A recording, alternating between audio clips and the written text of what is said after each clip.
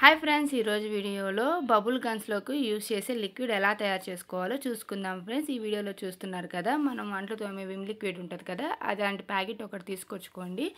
అలానే ఒక చిన్న కప్ మెజర్మెంట్ తీసుకోండి. టీ కప్ కానీ ఏదైనా సరే, ఏ కప్తో అయితే మీరు విమ్ లిక్విడ్ తీసుకుంటారో ఒక కప్ విమ్ లిక్విడ్ తీసుకొని దాన్ని ఒక గ్లాస్లో పోయండి. అదే కప్పుతో 2 కప్పుల నీళ్లు కూడా పోయండి.